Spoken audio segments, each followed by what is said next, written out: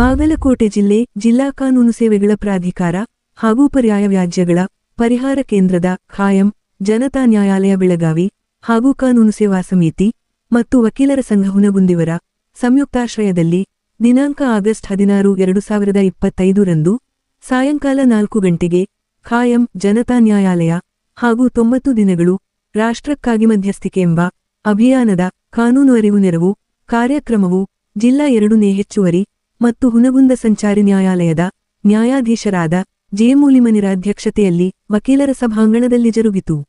ಈ ಕಾರ್ಯಕ್ರಮದಲ್ಲಿ ಜಿಲ್ಲಾ ನ್ಯಾಯಾಧೀಶರು ಮತ್ತು ಬೆಳಗಾವಿಯ ಖಾಯಂ ಜನತಾ ನ್ಯಾಯಾಲಯದ ಅಧ್ಯಕ್ಷರಾದ ರವೀಂದ್ರ ಪಲ್ಲೇದರು, ಉದ್ಘಾಟನಾಪರ ಹಾಗೂ ಜಿಲ್ಲಾ 2ನೇ ಹೆಚ್ಚುವರಿ ನ್ಯಾಯಾಧೀಶರು ತಮ್ಮ ಅಧ್ಯಕ್ಷೀಯ ಪರಮಾತುಗಳನ್ನಾಡಿ ಈ ಖಾಯಂ ಜನತಾ ನ್ಯಾಯಾಲಯದಿಂದ ಕಲಂ 22A ಉಪಬಂಧ 3 ರನ್ವಯ ಸಮಾಜದ ಬಡ ಅವಕಾಶವಂಚಿತ ಹಾಗೂ ದುರ್ಬಲ ವರ್ಗದವರು ಉಚಿತ ಮತ್ತು ಉಪಯುಕ್ತ ಸೇವೆಗಳು ಸಮರ್ಥ ಕಾನೂನಿನ ಸೌಲಭ್ಯಗಳನ್ನು ಪಡೆಯುವ ಬಗ್ಗೆ ಪ್ರಸ್ತಾಪಿಸುತ್ತಾ, 1ನೇದಾಗಿ ಅಪಘಾತ ಪ್ರಕರಣ ಹೊರತುಪಡಿಸಿ ಪ್ರಯಾಣಿಕರನ್ನು ಸರಕುಗಳನ್ನು ವಾಯು, ರಸ್ತೆ, ಜಲಮಾರ್ಗದ ಮೂಲಕ ಸಾಗಾಣಿಕೆ ಸೇವೆಗಳು, 2ನೇದಾಗಿ ಅಂಚೆ, ಟೆಲಿಗ್ರಾಫ್, ದೂರವಾಣಿ ಸೇವೆಗಳು, 3ನೇದಾಗಿ ಸಾರ್ವಜನಿಕರಿಗೆ ವಿದ್ಯುತ್, ಬೆಳಕು ಅಥವಾ ನೀರು ಸರಬರಾಜು ಮಾಡುವ ಸಂಸ್ಥೆಗಳ ಸೇವೆಗಳು, 4ನೇದಾಗಿ ಸಾರ್ವಜನಿಕ ಸಂರಕ್ಷಣೆ ಮತ್ತು ನೈರ್ಮಲ್ಯ ವ್ಯವಸ್ಥೆ ಸೇವೆಗಳು, 5ನೇದಾಗಿ ಆಸ್ಪತ್ರೆ ಅಥವಾ ಔಷಧಾಲಯಗಳ ಸೇವೆಗಳು, 6ನೇದಾಗಿ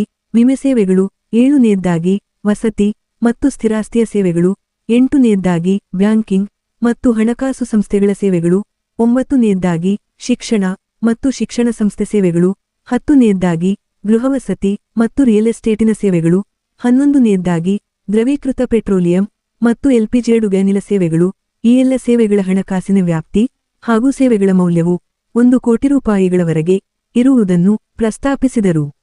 ನಂತರ ಪಕ್ಷಗಾರರು ನ್ಯಾಯಾಲಯದಲ್ಲಿ ಶುಲ್ಕವಿಲ್ಲದೆ ಪ್ರಕರಣ ದಾಖಲಿಸುವಿಕೆ, ರಾಜಸಂಧಾನ ಮೂಲಕ ವ್ಯಾಜ್ಯಗಳಿತ್ಯರ್ಥ, ವಿಚಾರಣೆಗೆ ಒಳಪಡುವ ಪ್ರಕರಣಗಳು, ಬೇರೆ ನ್ಯಾಯಾಲಯದಲ್ಲಿ ರಾಜಿಯಾಗದಿರುವ ಮತ್ತು ಕ್ರಿಮಿನಲ್ ಪ್ರಕರಣವಾಗದಿರುವ ಹಾಗೂ ಈ ನ್ಯಾಯಾಲಯದಲ್ಲಿ ವಿಚಾರಣೆಗೆ ಬರುವ ವ್ಯಾಜ್ಯಗಳು ಮತ್ತು ಬೇರೆ ವ್ಯಾಜ್ಯಗಳು ಯಾವುದೇ ನ್ಯಾಯಾಲಯದಲ್ಲಿ ಚಾಲ್ತಿಯಿರದಿರುವಂತೆ ಹಾಗೂ ರಾಜಿಗೆ ಉಭಯ ಪಕ್ಷಗಾರರ ಕಡ್ಡಾಯ ಹಾಜರಾತಿ, ರಾಜಿಯಾಗದಿದ್ದರೆ ಕಾನೂನು ಅನ್ವಯ ವಿವಾದಿತ್ಯರ್ಥ, ಉಚಿತ ಅರ್ಜಿ ಸಲ್ಲಿಕೆ, ನಂತರ ಈ ನ್ಯಾಯಾಲಯದಲ್ಲಿ ವ್ಯಾಜ್ಯೊಂದರ ಅರ್ಜಿ ಸಲ್ಲಿಸಿದ ನಂತರ ಅದೇ ವಿವಾದಕ್ಕಾಗಿ ಬೇರೆ ನ್ಯಾಯಾಲಯದಲ್ಲಿ ಹೋಗುವಂತಿಲ್ಲ.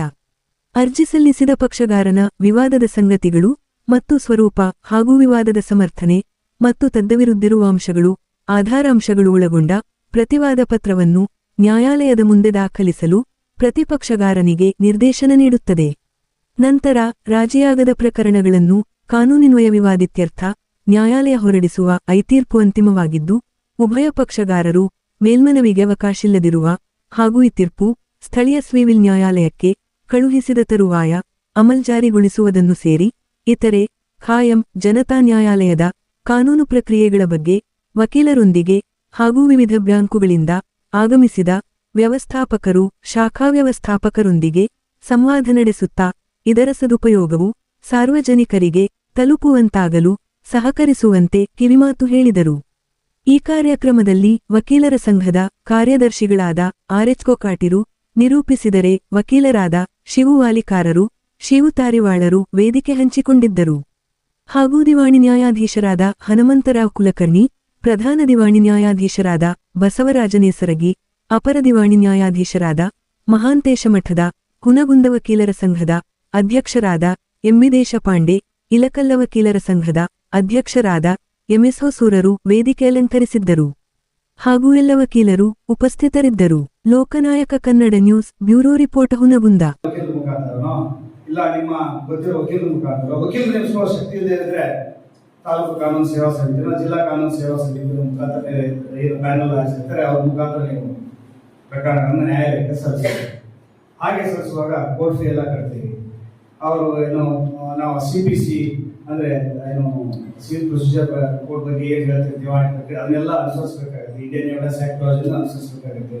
ಕರೆಸ್ತಾರೆ, ವಿಚಾರಣೆ ನಡೆಯುತ್ತೆ, ತೀರ್ಮಾನಗಳೆಲ್ಲ ನ್ಯಾಯಾಲಯ ಅಂತ ಹೇಳಿದ್ರೆ ಈ 11 ಸೇವೆಗಳಿವೆ.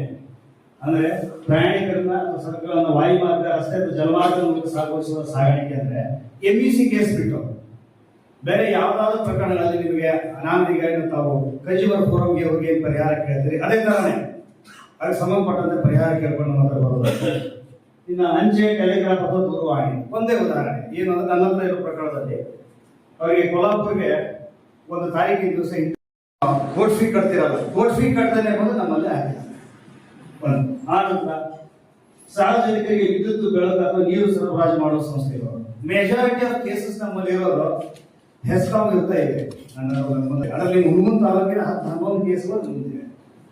ಏನು ವಿದ್ಯುತ್ ಅವಘಡದಿಂದ ಕಬ್ಬು ಸುಟ್ಟು ಹೋಗ್ತಿದೆ.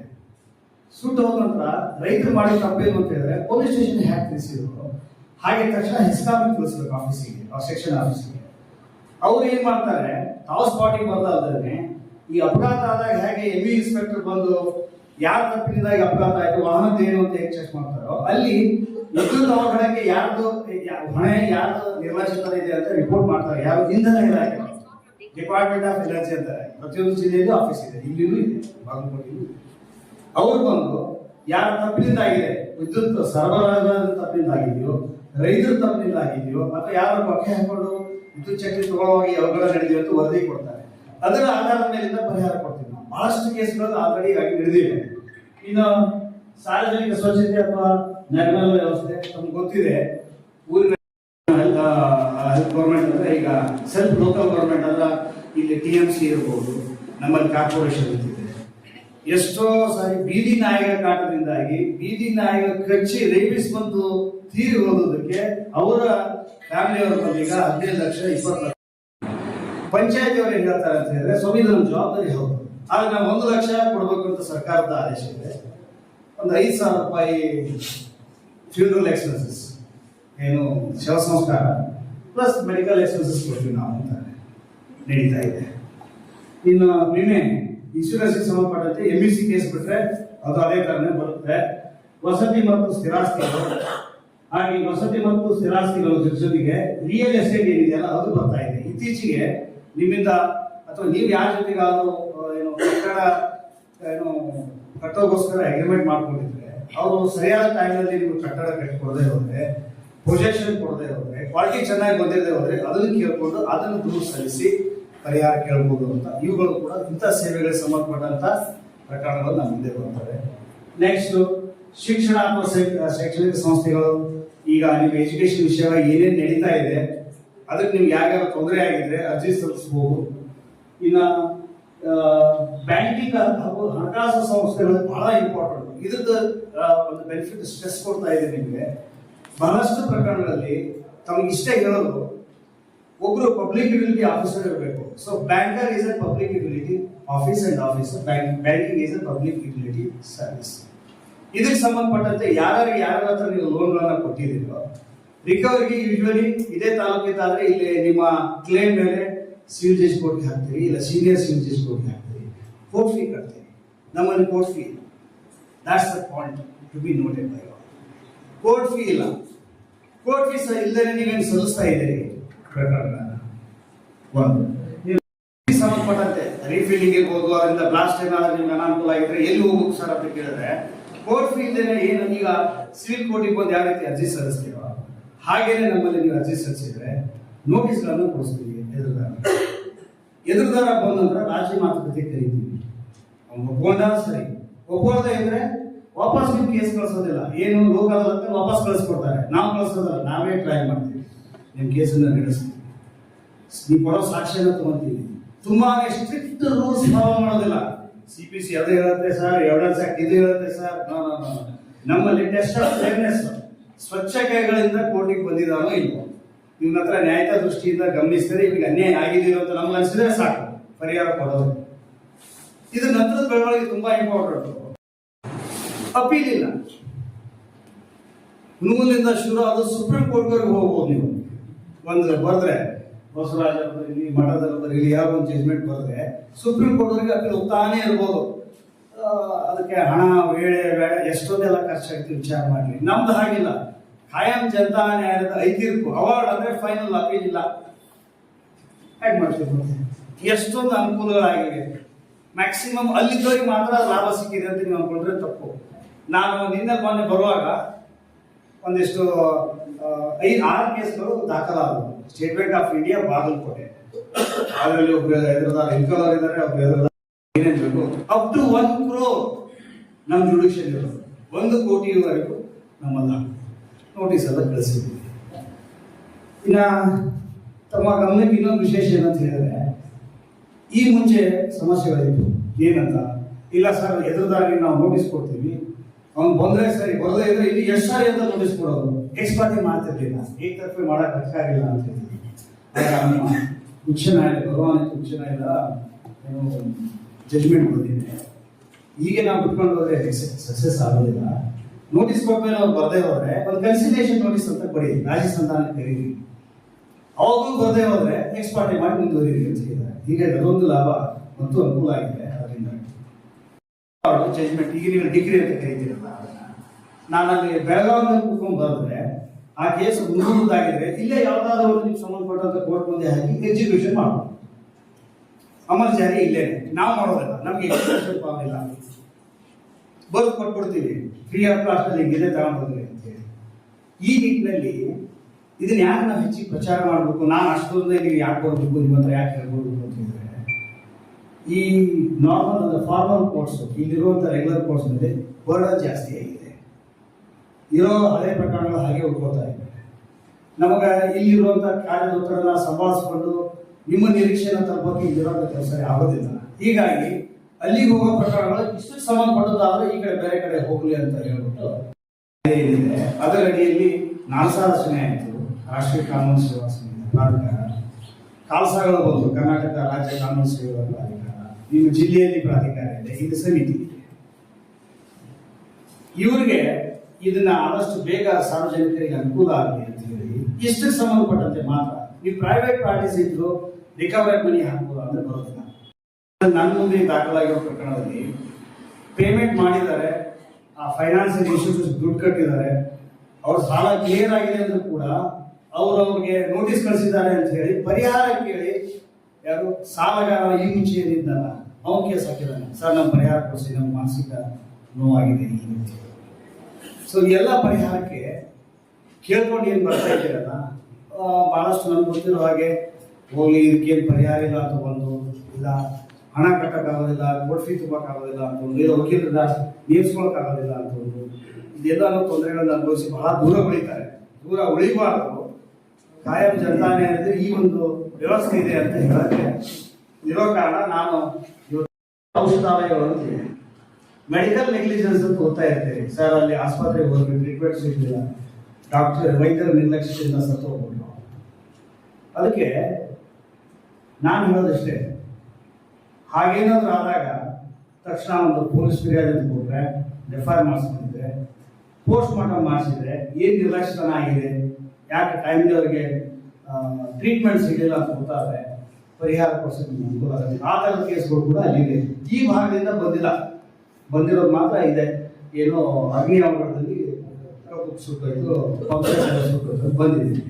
ಈ ನಿಟ್ಟಿನಲ್ಲಿ ಕಾಯಂ ಜನತಾ ನ್ಯಾಯಾಲಯಕ್ಕೆ ಈ ಮೊದಲು ನಿವೃತ್ತ ಜಿಲ್ಲಾ ನ್ಯಾಯಾಧೀಶರನ್ನೆಲ್ಲ ನೇಮಿಸ್ಕೊಳ್ತಾರೆ. ಅವ್ರು ಈ ಸಾರಿ ಮಾನ್ಯ ಹೈಕೋರ್ಟ್ ಹಾಗೆ ಕಾಲ್ಸದ ತೀರ್ಮಾನ ಮಾಡಿ ಬಹಳಷ್ಟು ಪ್ರಕರಣ ಅಲ್ಲಿನೂ ಹಾಗೆ ಉಳಿಬಾರ್ದು, ಇದನ್ನು ಹೆಚ್ಚಿಗೆ ಜನರಿಗೆ ತಲುಪಿಸಬೇಕು ಅನ್ನೋ ಉದ್ದೇಶದಿಂದ ನಮ್ಮ ಸಿಟ್ಟಿಂಗ್ ಜಡ್ಜಸ್ನ ಅಂದರೆ ನನ್ನಂಥವ್ರನ್ನ ನೇಮಿಸಿದ್ರು. ಗುಲ್ಬರ್ಗಾದಲ್ಲಿ ಇದ್ರೆ ಅದಕ್ಕೊಂದು 4-5 ಜಿಲ್ಲೆಗಳಿರ್ಬೋದು. ಇಲ್ಲಿ ನನಗೆ 2 ಜಿಲ್ಲೆ, ಧಾರವಾಡದಲ್ಲಿ 7 ಜಿಲ್ಲೆಗಳಿವೆ, ಮೈಸೂರಲ್ಲಿದೆ, ಮಂಗಳೂರಲ್ಲಿದೆ, ಬೆಂಗಳೂರಲ್ಲಿ ಸದ್ಯ ವೇಕೆನ್ಸಿ ಇದೆ. ಇಲ್ಲ ವಿಜಯಪುರದ ಮಿತ್ರರು, ನಾವು ಬಿಜಾಪುರದ ಇಲ್ಲ ನಮ್ಮ ಹತ್ರ ಒಂದು 600 ಕೇಸ್ಗಳಿವೆ, ನಮಗೆ ಆದಂಥ ಒಂದು PLA ವ್ಯವಸ್ಥೆ ಮಾಡ್ಬಿಡಿ, ಪರ್ಮನೆಂಟ್ ಹೋಗಲ್ಲ ಅಂತ ಅವ್ರು ಗುಲ್ಬರ್ಗಾಕ್ಕೆ ಅಟ್ಯಾಚ್ ಇದೆ. ಹಾಗೆ ಕೇಳಿದಾಗ ಏನೋ ಮಾತಾಡ್ತಿದ್ದಾರೆ, ನಂಬ್ಕೊಡ್ತಾರೆ, ಅದ್ರ ಬಗ್ಗೆ ಯಾವುದು ಫೈನಲೈಸ್ ಆಗಿಲ್ಲ. ಹಾಗೇನಾದ್ರು ಬಂದರೆ ನಾವು ಒಂದು 2 ದಿವಸ ಅಲ್ಲಿ ಕ್ಯಾಂಪ್ ಮಾಡಬೇಕಾಗುತ್ತೆ. ಒಂದು ಕೊರತೆ ಏನಿದೆ ಅಂತ ಹೇಳಿದ್ರೆ, ಆನ್ಲೈನ್ ಫೈಲಿಂಗ್ ಇಲ್ಲ, ಈ ಫೈಲಿಂಗ್ ಇಲ್ಲ, ಫಿಸಿಕಲ್ ಫೈಲಿಂಗು ಇಲ್ಲ. ಅಂದರೆ ಒಂದು 400-500 ಕೇಸ್ ಒಟ್ಟಿಗೆ ಆದರೆ ನಾವು ನಿಮ್ಮ ಬಾಗಲಕೋಟೆ ಜಿಲ್ಲಾ ಏನು ಕಾನೂನು ಸೇವಾ ಪ್ರಾಧಿಕಾರದ ಕಾರ್ಯದರ್ಶಿ ಏನಿದ್ದಾರೆ ಅವರಲ್ಲಿನೇ ಅದನ್ನ ಫೈಲ್ ಮಾಡೋ ಹಾಗೆ ಮಾಡಿ ನಾನೇ ಬರ್ತೀನಿ ಸಿಟಿಗೆ. ಈ ಒಂದು ವ್ಯವಸ್ಥೆ ಕೂಡ ಮಾಡಲಿಕ್ಕಿದೆ. ಸೊ ಈ ನಿಟ್ಟಿನಲ್ಲಿ ಈ ಕಾಯಂ ಜನತಾ ನ್ಯಾಯಾಲಯದ ಮಹತ್ವ, ಈ ಸೇವೆಗಳ ಕುರಿತಂತೆ ನೀವು ಹಾಕುವಂಥ ದಾವೆಗಳು, ಬೇರೆ ಎಲ್ಲಾದ್ರೂ ಈಗ ನೀವು ಒಂದು 5 ಲಕ್ಷ ರೂಪಾಯಿ ಪರಿಹಾರ ಬೇಕು ಅಂತ ಹೇಳಿದ್ರೆ ಎಷ್ಟು ಪರ್ಸೆಂಟ್ ಕೋರ್ಟ್ ಫೀ ಕಟ್ಟಬೇಕಾಗುತ್ತೆ ವಿಚಾರ ಮಾಡ್ತೀವಿ. ಈ ನಿಟ್ಟಿನಲ್ಲಿ ಕೋರ್ಟ್ ಫೀ ಇಲ್ಲದೆ ಸಲ್ಲಿಸಿ ಆದಷ್ಟು ಬೇಗ ಪ್ರಕರಣ ಮುಗಿಸ್ಕೊಂಡು ನಾವು ಬಂದಿರುವಂತ ತೀರ್ಪಿನ ವಿರುದ್ಧ ಯಾವುದೇ ಅಪೀಲ್ ಇಲ್ಲ ಅನ್ನೋದಾದ್ರೆ ಒಂದು ಪ್ರಶ್ನೆ ಬರ್ಬೋದು, ಏನ್ ಜಜ್ಮೆಂಟ್ ಅಥವಾ ತೀರ್ಪು ಅದೇನು ಪ್ರಶ್ನಿಸ್ಕೊಂಡ್ರೆ ರಿಟ್ ಅರ್ಜಿ ಮುಖಾಂತರ ಮಾನ್ಯ ಹೈಕೋರ್ಟ್ಗೆ ಹೋಗಬೇಕಾಗುತ್ತೆ. ಆದ್ರೆ ನಾವು ಈಗೇನು ಡೆತ್ ಕೇಸ್ನಲ್ಲಿ ಎಲ್ಲೆಲ್ಲಿ ಏನು ಎಲೆಕ್ಟ್ರಿಕ್ಯೂಷನ್ದಾಗಿ ಏನು ಸಾವುಗಳು ಆಗಿದೆ ಅದರಲ್ಲಿ ಏನು ಎಷ್ಟು ಪರಿಹಾರ ಕೊಟ್ಟಿದ್ದೀವೋ ಅದೆಲ್ಲ ಈಗೇನು MUC ಚಾರ್ಟ್ ಇದೆಯಲ್ಲ ಸರಳ ನಮ್ಮ ಬೇಸ್ ಮಾಡ್ಕೊಂಡು ಅದನ್ನು ನೋಡ್ಕೊಂಡು ಅದರ ಆಧಾರದ ಮೇಲೆ ಕೊಟ್ಟಿದ್ದೀವಿ. 22/2/2022 ನಮ್ದು ಕಾಲ್ಸದ ಒಂದು ಚಾರ್ಟ್ ಬಂದಿದೆ, ಗೊತ್ತಿದೆ, ಅದನ್ನು ನಾವು ಫಾಲೋ ಮಾಡಿ ನನ್ನ ಅಂದಾಜು 30 ಕೇಸ್ಗಳು ಇರ್ಬೋದು. ಬಾದಾಮಿ, ಸ್ವಲ್ಪ ಜಮಖಂಡಿ ತಾಲೂಕಿನವರು, ಬಾಗಲಕೋಟೆ ಜನ, ಇನ್ನೂ ಕೆಲವು ಜನ ಕ್ರಷರ್ ಫ್ಯಾಕ್ಟರಿಗಳಿಗೆ ಅಥವಾ ಈ ಟೈಲ್ಸ್ ಫ್ಯಾಕ್ಟರಿಗಳಿಗೆ ಯಾವುದೇ ಮಾಹಿತಿ ಕೊಡ್ತೇನೆ ಯುನಿಲ್ಯಾಟ್ರಲಿ ಈಗಾಗಲೇ ಒಂದು ನ್ಯಾಯಾಲಯದಲ್ಲಿರ್ತಕ್ಕಂಥ ಪ್ರಕರಣನ ನಮ್ಮ ಕೋರ್ಟಿಗೆ ತರುವಾಗಿಲ್ಲ. ನಮ್ಮ ಜನತಾ ನ್ಯಾಯಾಲಯದಲ್ಲಿ ಒಂದು ಅರ್ಜಿ ಸಲ್ಲಿಸಿದ ಮೇಲೆ ಆ ಪ್ರಕರಣ ನಡೆಯುವಾಗ ಮತ್ತೊಂದು ಪ್ರಕರಣ ಬೇರೆ ಕಡೆ ಸಲ್ಲಿಸುವಾಗಿಲ್ಲ. ಬ್ಯಾಂಕ್ನವ್ರು ಮಾತ್ರ ಮ್ಯಾಕ್ಸಿಮಮ್ ಬ್ಯಾಂಕರ್ಸ್ ಲಾಭ ತಗೊಂಡಿದ್ದಾರೆ. ನಾನು ನಿಮ್ಮ ಆರೋಗಳಿಗೆ ಬಾಗಲಕೋಟೆ ಮೊನ್ನೆ ನಾವು ಮೋಸ್ಟ್ಲಿ ಯಾರಿದ್ರು ಗೊತ್ತಿಲ್ಲ ನನಗೆ, ವರ್ಚುವಲ್ ಮೀಟಿಂಗ್ನಲ್ಲೂ ನಾನು ಹೇಳಿದ್ದೀನಿ ಅವ್ರ ಪ್ರೆಸೆಂಟೇಷನ್ ಇಲ್ಲ. ಇನ್ನು ನಿಮ್ಮ ಕರ್ನಾಟಕ ವಿಕಾಸ ಗ್ರಾಮೀಣ ಬ್ಯಾಂಕ್ ಅಂತ ಅಂದಮೇಲೆ ವಿಕಾಸ ಇಲ್ಲ ಸರ್ ಅಂತ ಹೇಳ್ಬಿಟ್ಟು ಈ ಥರ ಮಾಡ್ಕೊಂಡಿದ್ದೀವಿ ಅಂದ್ರೆ ಸರಿ. ಹಾಗಾದ್ರೆ ಅವರು ತುಂಬಾ ಜನ ಮಾಡ್ಕೊಂಡಿದ್ದಾರೆ, ಕೆನರಾ ಬ್ಯಾಂಕ್ಗಳು ತುಂಬಾ ಇದೆ, ಸಿಂಡಿಕೇಟ್ ಬ್ಯಾಂಕ್ ತುಂಬಾ ಇತ್ತು, ಇದೆಲ್ಲ ಮರ್ಜ್ ಆಗಿ ಕೆನರಾ ಬ್ಯಾಂಕ್ ಆಗಿದೆ. ಕೆಲವು ವಿಜಯ ಬ್ಯಾಂಕ್ ಇತ್ತು, ಈಗ ಬ್ಯಾಂಕ್ ಆಫ್ ಬರೋಡಾ ಆಗಿದೆ, ಅವರು ಸೇರಿಸಿದ್ದಾರೆ, ಅವರು ಹಾಕಿದ್ದಾರೆ, ಬೇಗ ಮುಟ್ಕೊಂಡು ಹೋಗ್ತಾರೆ. ಅದಕ್ಕೊಬ್ರು ಯಾರು ನಿಮ್ಮಲ್ಲಿ ಪ್ಯಾನಲ್ ಅಡ್ವೊಕೇಟ್ಸ್ ಇರ್ತಾರೆ, ಅದಕ್ಕೆ ನಿಮ್ಗೆ ಸಂಬಂಧಪಟ್ಟಂತ ಲಾ ಆಫೀಸರ್ ಇರ್ತಾರೆ, ಮಾಡ್ಕೊಳ್ಳಿ. ವಕೀಲರ ಮುಖಾಂತರ ಬರೋದಾದ್ರೆ ಸಂತೋಷ, ಆಗದೆ ಹೋದ್ರೆ ನೇರ ಬಂದು ನಾವು ಕೇಳ್ಬೋದಾದ್ರೆ ಮಾಹಿತಿ ಕೊಡೋಕೆ ನಾವಿದ್ದೀವಿ. ಇಷ್ಟನ್ನ ತಮ್ಮ ಗಮನಕ್ಕೆ ತರ್ತಾ ನಾನು ಅಲ್ಲಿಂದ ಇದನ್ನೇ ಹೇಳ್ಬೇಕಂತ ಬಂದಿರೋದು, 4 ಜನರಿಗೆ ಈ ರೀತಿ ಇದ್ರು ಆಗಬೇಕು, ಕೇಸ್ಗಳು ಏನಾದ್ರು ಇದ್ರೆ ಬರಲಿ ಅಂತ ಹೇಳಿ, ಇದ್ರೆ ಮುಗಿಸ್ಕೊಡ್ರಿ ಅಂತ ಹೇಳಿದ್ದಾರೆ.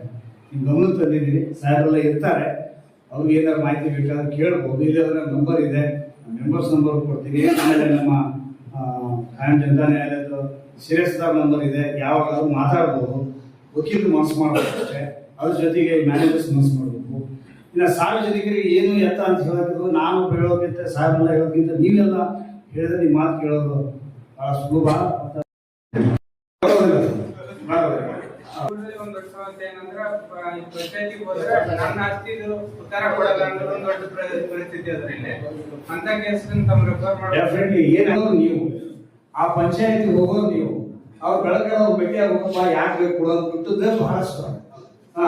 ಈ ಸಮಸ್ಯೆ ಆದಾಗ ಇಲ್ಕಲ್ಲದ್ದು ಹೆಸರು ಹೇಳೋದು ಬೇಡ, ಬಹಳಷ್ಟು ಕೇಸ್ಗಳಿವೆ ಅವ್ರಿಗೆ, ಅದನ್ನು ತಗೊಂಡು ನನ್ನ ಹತ್ರ ಬಂದ್ರು.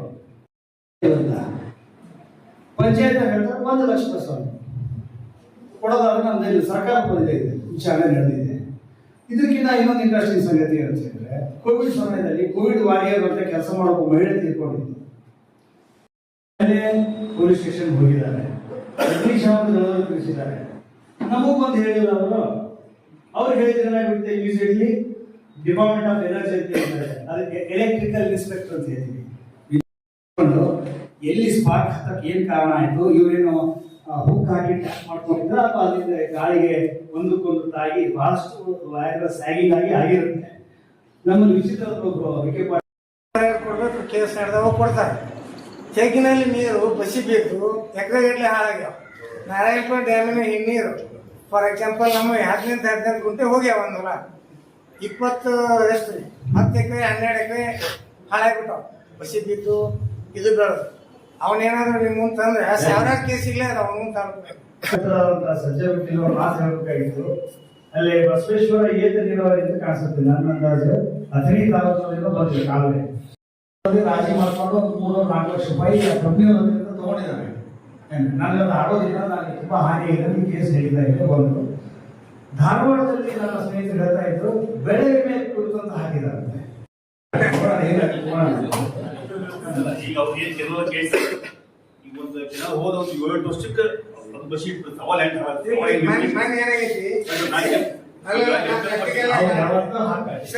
ವಕೀಲರಿಗೆ ಹೇಳ್ಕೊಡ್ಬೇಕಾಗಿಲ್ಲ. ಮೊನ್ನೆ ಶುರು ಆಗಿದೆ. ಅವೈಜ್ಞಾನಿಕ ಸಿಮೆಂಟು 5 ಫೂಟ್ ಮಾಡ್ಯಾರ ಅಥವಾ 10 ಫೂಟ್ ಮಾಡ್ಯಾರ, ಇವ್ರು ನೀರು 11 ಫೂಟ್ ಬಿಟ್ರ, ಆ ಸಿಮೆಂಟ್ ದಾಟಿ ಮಣ್ಣೊಳಗೆ ನೀರು ಬಂತು, ಅದು ಬಸಿ ಬಿದ್ದು ಕೆಳಗಿನ ಹೊಲಗಳೆಲ್ಲ ಹೌದು ಬೆಳೆನೂ ಹಾಕಿದೆವು, ಏನು ಬಿತ್ತಕ್ಕೂ ಬರಲ್ಲ. ಹೌದು.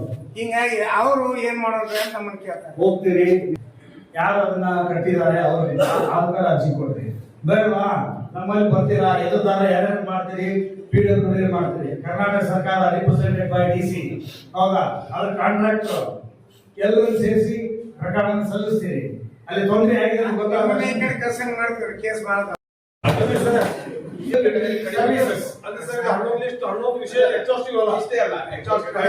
ಅಲ್ಲಿ ಖರ್ಚು ಹಾಕ್ಬೇಕು ಅಂತ ಎಲ್ಲ ಕಮ್ಯುನಿಟಿ ಸರ್ವಿಸ್ ಬಗೆಯಾಗಿ ಎಲ್ಲಿ ಕರ್ಕೊಂಡು ಹೋಗ್ತೀರಿ.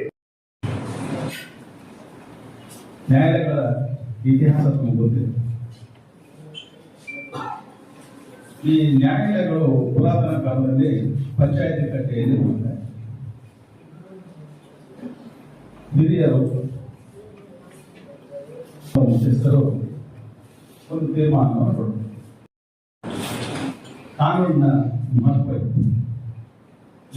ಈಗಲೂ ಸಹ ಸ್ವಾತಂತ್ರ್ಯದ ನಂತರ ಕಾನೂನಿನ ಅಡಿಯಲ್ಲಿ ನ್ಯಾಯಾಲಯಗಳು ಸ್ಥಾಪನೆಗಳಾಗಿದ್ರೂ ಸಹಿತ ಖಾಸಗಿ ನ್ಯಾಯಾಲಯಗಳಿದ್ದಾವೆ. ನಮ್ಗೆ ಗೊತ್ತಿರಬಹುದು, ಸಾಕಷ್ಟು ಖಾಸಗಿ ನ್ಯಾಯಾಲಯಗಳಿದ್ದಾವೆ. ಅಂತ ನ್ಯಾಯಾಲಯಗಳ ತೀರ್ಪುಗಳು ಸಹ ಸೆಕ್ಷನ್ 2 ಸಿವಿಲ್ ಕೋರ್ಟ್ ತೀರ್ಪಿಗೆ ಸಮಾನವಾಗಿ ನ್ಯಾಯಾಲಯಗಳು ತೀರ್ಪನ್ನು ನೀಡಿವೆ.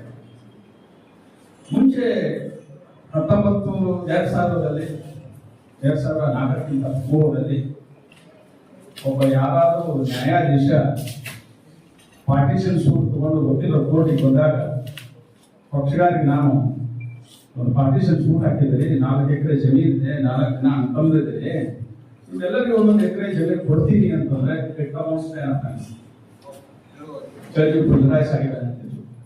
ಅದು ನ್ಯಾಯ. 4 ಜನ ಅನ್ಕೊಂಡಿದ್ದಾರೆ, ಹಿಂದೂ ಲಾದಲ್ಲಿ ಗವರ್ನ್ ಆಗಿದೆ, ಹಿಂದೂ ಲಾದಲ್ಲಿ 4 ಜನರಿಗೆ ನಾವು 4 ಸಮಭಾಗ ಕೊಡಬೇಕು ಅಂತ ಕಾನೂನು ಇದ್ರೂ ಸಹಿತ ಹೇಳಬೇಕಾದದ್ದು ನ್ಯಾಯಾಲಯದ ಕೆಲಸ ಅಲ್ಲ. That is the only thing.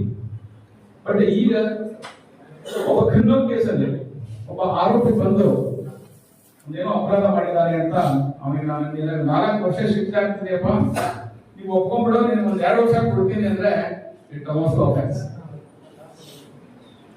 ಪರಿಸ್ಥಿತಿ ಹಾಗಿತ್ತು. 2000ರಲ್ಲಿ CPCಗೆ ಅಮೆಂಡ್ಮೆಂಟ್ ಒಂದು ಸೆಕ್ಷನ್ ಇತ್ತಿತ್ತು, ರೆಸಲ್ಯೂಷನ್ ಅಂತ ಅಮೆಂಡ್ಮೆಂಟ್ ಮಾಡಿದ್ರು. 285 CRPC ಸಹಿತ ಪ್ಲೀ ಬಾರ್ಗೇನಿಂಗ್ ಅಂತ ಅಮೆಂಡ್ಮೆಂಟ್ ಮಾಡಿದ್ರು. ಮುಂಚೆ ಒಬ್ಬ ನ್ಯಾಯಾಲಯಕ್ಕೆ ಬಂದ ಕಕ್ಷಿದಾರನಿಗೆ ಸಿವಿಲ್ ರಾಜ್ಯಗಳಲ್ಲಿ ರಾಜಿ ಮಾಡ್ಕೊ ಅಂತ ಹೇಳಿದ್ರೆ ಅಪರಾಧ, ಕ್ರಿಮಿನಲ್ ರಾಜ್ಯದಲ್ಲಿ ಶಿಕ್ಷೆ ಕಡಿಮೆ ಮಾಡ್ತೀನಿ ಅಂತ ಹೇಳಿದ್ರೆ ಅದು ಅಪರಾಧ. ಈಗ ಹಾಗಾಗ್ತಾ ಇಲ್ಲ, ಪರಿಸ್ಥಿತಿ ಬದಲಾಗಿದೆ. ಯಾಕೆ? ದೇಶದಲ್ಲಿ ನ್ಯಾಯಾಲಯಗಳಕ್ಕಿಂತ ಜನಸಂಖ್ಯೆಗಿಂತ ಹೆಚ್ಚಿನ ಸಂಖ್ಯೆಗಳಲ್ಲಿ ಪ್ರಕರಣಗಳು ದಾಖಲಾಗಿವೆ. ಈ ಪ್ರಕರಣಗಳನ್ನ ನಿಖಾಲಿ ಮಾಡಲಿಕ್ಕೆ ಇರ್ತಕ್ಕಂಥ ನ್ಯಾಯಾಂಗದ ಮಾಧ್ಯಮ ಕಡಿಮೆ ಆಗ್ತಾ ಇದೆ, ಸಂಪನ್ಮೂಲತೆ ಇಲ್ಲ. ಜನರಿಗೆ ತೀವ್ರವಾದ ಗತಿಯಲ್ಲಿ ನ್ಯಾಯವನ್ನು ನಿರ್ಣಯ ಮಾಡಲಿಕ್ಕೆ ಸಾಧ್ಯ ಆಗ್ತಾ ಇಲ್ಲ. ಏಕೆಂದ್ರೆ ನಮಗೆ ಇದ್ದಂತ ಕಾನೂನುಗಳು ತುಂಬಾ ಜಟಿಲ ಆಗಿದೆ. Very strict stringent rules and loss ಇರೋದ್ರಿಂದ ನಮಗೆ ಶೀಘ್ರವಾದ ತೀರ್ಮಾನಗಳನ್ನ ನೀಡಲಿಕ್ಕೆ ಆಗ್ತಾ ಇದ್ದಾರೆ. ತನ್ನದೇ ಆದಂತಹ ಒಂದು ವ್ಯವಸ್ಥೆಯನ್ನ ಹುಡುಕಾಕ. ಅದು ವ್ಯವಸ್ಥೆಯಲ್ಲಿ ಜನತಾ ನ್ಯಾಯಾಲಯ ಇರಬಹುದು, ಮಧ್ಯಸ್ಥಿಕೆ ಇರಬಹುದು, ಕನ್ಸಲೇಷನ್ ಇರಬಹುದು, ಹಾಗೂ ಲೋಕದ ಇರಬಹುದು. ಇಂತಹ ಒಂದು ವ್ಯವಸ್ಥೆಗಳ ಮೂಲಕ ಜನರಿಗೆ ಅತಿ ಕಡಿಮೆ ಪ್ರಮಾಣ ಖರ್ಚಿದೆ, ಕಡಿಮೆ ಅವಧಿಯಲ್ಲಿ ಉಭಯ ಪಕ್ಷಕಾರರು ಸಹಮತದಲ್ಲಿ ಸಂತೋಷದಿಂದ ಸಹಬಾಳ್ವೆ ಮಾಡಲಿಕ್ಕೆ ಅನುಕೂಲ ಆಗಲಿ ಅನ್ನೋ ಕಾರಣದಿಂದ ಈ ಒಂದು ಲೋಕ ಅದಾಲತ್ ಅನ್ನೋ ಒಂದು ಕಾನ್ಸೆಪ್ಟ್ ಅನ್ನು ತಂದರು. ಆಲ್ಟರ್ನೇಟಿವ್ ಡಿಸ್ಪ್ಯೂಟ್ ರೆಸಲ್ಯೂಷನ್ ಬಂದರೆ ಬೇಕಾಗಿದೆ ಅಂದ್ರೆ ಮುಂಚೆ ಕೇವಲ BA, BSc, BCom 3 degree formal course ತಿಳ್ಕೊಂಡ್ಬಿಟ್ರೆ ಏನು ನೋ ಸೆಕ್ಷನ್. जनता न्यायालय, कायम जनता न्यायालय कानूनी काम. The judge has to decide thing and he has to proceed his own procedure. Yes, you can ಅದಕ್ಕೆ ಕಾನೂನು ಇಲ್ಲ. ನೀವು 22 ರೋಗ ನಿರೋಧಕ ಆಕ್ಟ್ನಲ್ಲಿ ಅಪ್ಲಿಕೇಶನ್ ಕೊಡ್ಬೇಕು ಅಂತ ಇಲ್ಲ. ಬರೀ ಒಂದು ಅರ್ಜಿ ಪರಿಹಾರಕ್ಕಾಗಿ ಅರ್ಜಿ ಅಂತ ಬರೋರು it is treated as A claim. ಅದರಲ್ಲಿ ಡಬ್ಲ್ಯೂಎಸ್ ಹಾಕಕ್ಕೂ ಪರ್ಮಿಷನ್ ಇದೆ, ಕೌಂಟರ್ ಡಬ್ಲ್ಯೂಎಸ್ ಹಾಕಕ್ಕೂ ಪರ್ಮಿಷನ್ ಇದೆ ಆ ಆಕ್ಟಲ್ಲಿ. ಆದ್ರೆ ಇದೇ ರೀತಿ ಬರೀಬೇಕು ಅಂತೇನಿಲ್ಲ. ಯಾವತ್ತೂ ನಿಮ್ಮ ಅರ್ಜಿಯಲ್ಲಿ ಲಿಮಿಟೇಷನ್ ಅನ್ನ ಕಾಣಿಸಲೇಬಾರದು. ಅದ್ರಲ್ಲಿ ಕಾಣಿಸಲೇಬೇಕಂತಿಲ್ಲ ಆಕ್ಟಲ್ಲಿ. ನ್ಯಾಯದ ಶುಲ್ಕವನ್ನು ನೀಡುವಂತಹ ಅವಕಾಶ ಇಲ್ಲ. ಇವೆಲ್ಲಗಳನ್ನು ಯಾಕೆ ಮಾಡಿದ್ದಾರೆ?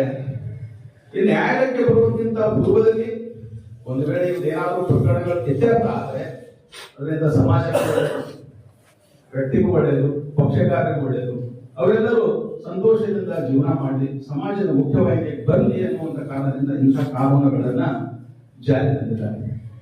ಈ ಲೋಕ ಅದಾಲತ್ತು ಮತ್ತು ನಮ್ಮಲ್ಲಿ ಹಿರಿಯ ವಕೀಲರು ಕೇಳಿದರು, ಕನ್ಸ್ಯೂಮರ್ ಫೋರಂಗೆ ಮತ್ತೆ ನಿಮ್ಗೆ ಏನ್ ಡಿಫರೆನ್ಸ್ ಇದೆ? ಕನ್ಸ್ಯೂಮರ್ ಫೋರಂದಲ್ಲಿನೂ ಲಾ ಅಪ್ಲಿಕೇಬಲ್ ಆಗುತ್ತೆ. ಪರ್ಮನೆಂಟ್ ಲೋಕ ಅದಾಲತ್ನಲ್ಲಿ IPC ಇಲ್ಲ, CPC ಇಲ್ಲ, ಎವಿಡೆನ್ಸ್ ಆಕ್ಟ್ ಇಲ್ಲ, ಏನೂ ಇಲ್ಲ. ಕೊಡಬೇಕು. ಮನವಿಗೆ ಪೂರಕವಾದಂತಹ ದಾಖಲೆಗಳನ್ನ ಇದ್ರೆ ಕೊಡಬೇಕು. ಇಲ್ಲ ಅಂದ್ರೆ ದಾಖಲೆ ನನ್ನ ಹತ್ರ ಇಲ್ಲ, ಹಿಂದಲ್ಲಿದೆ ಅಂತ ಹೇಳಿದ್ರೆ ನಾವು ತರಿಸೋಬೇಕು ಕೋರ್ಟ್. ಹೀಗಾಗಿ ಒಂದು easy method to resolve the disputes. ಕಡಿಮೆ ಖರ್ಚಿನಲ್ಲಿ ಕಡಿಮೆ ಸಮಯದಲ್ಲಿ ವ್ಯಾಜ್ಯವನ್ನ ಇತ್ಯರ್ಥ ಮಾಡ್ಕೊಳ್ಳಕ್ಕೆ ಒಂದು ಅನುಕೂಲವನ್ನ ನಿಮಗೆ ಸರ್ಕಾರ ಕಾನೂನು ಸೇವೆಗಳ ಡೆಫಿಷಿಯನ್ಸಿ ಇನ್ ಸರ್ವಿಸ್ ಅಂತ ಬರುತ್ತೆ section 2D consumer forum act. But ನಮಗೆ ಡೆಫಿಷಿಯನ್ಸಿ ಇಲ್ಲ, ಇನ್ ಸರ್ವಿಸ್ ಇಲ್ಲ.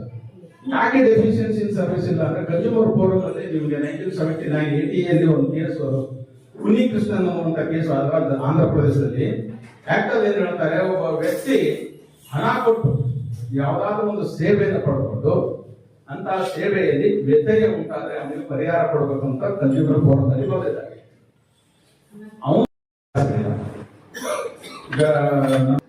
ಎಲ್ಲ ಕೇಸು ನೀವೇ ಮಾಡಿಬಿಟ್ರೆ ಹೇಗಿದೆ ಅಂತಂದ್ರೆ ಗೊತ್ತಿರ್ಬೇಕು. ರಾಮಾಯಣ ಮಹಾಭಾರತ ಭಯ ಪಡುವ ಅವಶ್ಯಕತೆ ಇಲ್ಲ. ಮುಂಚೆ ಇರೋಕೆ ನೀವು ನೋಡಿರ್ಬೋದು, ಕೆಲವು ಇನ್ನದರ ಪಾರ್ಟ್ನರ್ಶಿಪ್ ಫಾರ್ಮ್ಗಳಲ್ಲಿ ಹೋಗೋದು ಬೇಡ, ಜಿಲ್ಲಾ ನ್ಯಾಯಾಲಯಕ್ಕೆ ಹಾಗೂ ಇತರ ನ್ಯಾಯಾಲಯಗಳಿಗೆ ಹೋಲಿಕೆ ಮಾಡಿದ್ರೆ ಪರ್ಮನೆಂಟ್ ಲೋಕ ಅದಾಲತ್, ಕಾಯಂ ಲೋಕ ಅದಾಲತ್ ಏನಿದೆಯಲ್ಲ, ಇದೊಂದು ಕಡಿಮೆ ಖರ್ಚಿನಲ್ಲಿ ಫೀಸ್ ಇಲ್ಲದೆ ವಕೀಲರ ನೇಮಕಾತಿ ಇಂಧನೆ ಸಹಿತ ಅವರು ಮಾಡ್ಕೊಂಡಿದ್ದಾರೆ. ಅಲ್ಲಿ ಏನು ಒಂದು ಪ್ರೊಸೀಜರ್ ಅಂದ್ರೆ ಒಂದು ಅರ್ಜಿ ಕೊಡಬೇಕು, ಕೊಟ್ಟ ಮೇಲೆ ಅವರು ನೋಟಿಸ್ ಕೊಡ್ತಾರೆ, ಎದುರುದಾಗಿ ಕನ್ಸಿಡರೇಷನ್ ಮಾಡಿ ಬರ್ಲಿ ಅಂತ ಹೇಳ್ತಾರೆ. ಅವ್ರು ಬಂದು ಒಂದು ಅರ್ಜಿ ಕೊಟ್ಟರೆ ಅವ್ರೇನಾದ್ರು ತಕರಾರು ನೋಡ್ತಾರೆ. ಕನ್ಸಿಲೇಷನ್ ಅಲ್ಲಿ ಒಂದು ವೇಳೆ ಏನಾದ್ರು ಸೆಟ್ಲ್ ಆಗಿದ್ರೆ ಕೇಸ್ ಅಲ್ಲಿಗೆ ಕ್ಲೋಸ್ ಆಗುತ್ತೆ. ಒಂದು ವೇಳೆ ಕ್ಲೋಸ್ ಆಗದೇ ಇದ್ರೆ the judge has to power to conduct enquiry, evidence ಮಾಡಬಹುದು, ಅಡ್ಜುಡಿಕೇಟ್ ಮಾಡಬಹುದು. ಎರಡು ಅಡ್ಮಿನಿಸ್ಟ್ರೇಟಿವ್ ಪ್ರೊಸೀಜರ್ ಇದೆ, ಕನ್ಸಿಲೇಟರಿ ಪ್ರೊಸೀಜರ್ ಇದೆ, ಅಡ್ಜುಡಿಕೇಟಿವ್ ಪ್ರೊಸೀಜರ್ ಇದೆ. ಹೀಗಾಗಿ ಒಂದು ಸಲ ನೀವು ಅಲ್ಲಿ ಹೋಗ್ಬಿಟ್ರೆ ವಾಪಸ್ ಬರುವಂತ ಪ್ರಶ್ನೆ ಇಲ್ಲ. ಆದ್ರೆ ಅಲ್ಲಿ ಹೋಗ್ಬೇಕಾದ್ರೆ ಯಾವುದೇ ಕೋರ್ಟ್ ಅಲ್ಲಿ ಕೇಸನ್ನ ಮುಂಚೆ ದಾಖಲು ಮಾಡಬಹುದು. ಒಂದು ವೇಳೆ ಅಲ್ಲಿ ದಾಖಲು ಮಾಡಿದ ನಂತರ ಬೇರೆ ಕೋರ್ಟ್ ಅಲ್ಲಿ ಕೇಸ್ ದಾಖಲು ಮಾಡಬಹುದು. That was the only part. ಇದರಲ್ಲಿ ತೆಗೆದುಕೊಂಡು ಹೋಗಿ ಮಾಡ್ಲಿಕ್ಕೆ ಆಗ್ತಾ ಇಲ್ಲ. ಈ ರೀತಿಯಾಗಿ ಈ ಒಂದು ಜನತಾ ನ್ಯಾಯಾಲಯದಲ್ಲಿ ಸಾಕಷ್ಟು ನಿಮಗೆ ಸೇವೆಗಳು ಸಿಗ್ತಾ ಇದ್ದಾವೆ. ಅಂತಹ ಸೇವೆಗಳ ಪ್ರತಿಫಲ ತಾವು ಪಡಿಬೇಕು ಅನ್ನೋ ಕಾರಣದಿಂದ ಮೂರು ಅವಕಾಶ ಇದೆ. ಇದು ಆಫರ್ ಕೊಟ್ಟಂಗಿಲ್ಲ. ಈ ದಸರಾ ದೀಪಾವಳಿಗೆ ಬೆಂಗಳೂರಲ್ಲಿ ಕನ್ನಡ ರಾಜ್ಯೋತ್ಸವ ನವೆಂಬರ್ 1 ಸ್ಟಾರ್ಟ್ ಆದ್ರೆ ನವೆಂಬರ್ ಡಿಸೆಂಬರ್ 3 ತಿಂಗಳು ಇರ್ತದೆ. ಗೋಕಾಲದಲ್ಲಿ ಪರ್ಮನೆಂಟ್ ಗೋಕಾಲದಲ್ಲಿ ಇದು ಮೂರು ಕೊಟ್ಟಿದ್ವಿ. ಮೂರಲ್ಲಿ ನಿಮಗೆ ಯಾವ ಆಪ್ಷನ್ ಸೂಟಬಿಲಿಟಿ ಅನಿಸ್ತದೆ ಅದನ್ನು ನೀವು ಆಫ್ ಮಾಡಿ ಮುಂದವರಿಗೆ, ಬಡವರಿಗೆ, ಕಕ್ಷಿದಾರರಿಗೆ ನ್ಯಾಯ ಕೊಡ್ಲಿಕ್ಕೆ ತಮ್ಮ ಸ್ನೇಹ ಸಹಕಾರ ಇರಲಿ ಅಂತ ಭಾವಿಸಿ ಆ ಪ್ರಕರಣಗಳನ್ನು ಪರಿಹಾರ ಕೊಡುವುದರ ಬಗ್ಗೆ ತಿಳಿಸಿಕೊಟ್ಟಿರ್ತಕ್ಕಂತಹ ಗೌರವಾನ್ವಿತ ಶ್ರೀ ರವೀಂದ್ರ ಪಲ್ಲೆ ಜಿಲ್ಲಾ ನ್ಯಾಯಾಧೀಶರು ಹಾಗೂ ಅಧ್ಯಕ್ಷರು ಕಾಯಂ ಜನತಾ ನ್ಯಾಯಾಲಯ ಬೆಳಗಾವಿ ಮತ್ತು ಬಾಗಲಕೋಟೆ ಇವರಿಗೆ ನಮ್ಮ ವಕೀಲ ಸಂಘದ ಪರವಾಗಿ ಈ ಕಾರ್ಯಕ್ರಮದ ಪರವಾಗಿ ಅಭಿನಂದನೆಗಳನ್ನು ತಿಳಿಸಿದ್ದಾರೆ. ಇದು ನೀವು ಗಮನವಾಗಿ ಪ್ರಯತ್ನ ಪಟ್ಟಿದ್ದೀನಿ, ಬಂದಿದ್ದೀನಿ, ಅನ್ಕೊಂಡಿದ್ದೀನಿ. ಉದ್ಘಾಟನೆ ಮಾಡುವಂತ ಒಂದು ಅವಕಾಶ ಕೊಟ್ಟರು. ಹಿರಿಯರಿದ್ದಾರೆ, ಕಿರಿಯರಿದ್ದಾರೆ. ಈ ಒಂದು ಪುಟ್ಟದಾದಂತಹ ಬಹಳ ಕಡಿಮೆಯ ಸಮಯ